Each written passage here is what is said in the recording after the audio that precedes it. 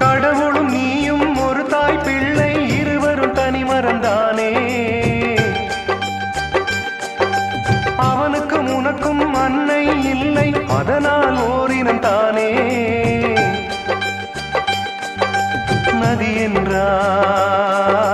நுரையுண்டு வாழ்வென்றால் குறையுண்டு ஐப்பசி வந்தால் அடைமழை காலம் சிலராயுள் முழுதும் ஐப்பசி மாதம் கடவுள்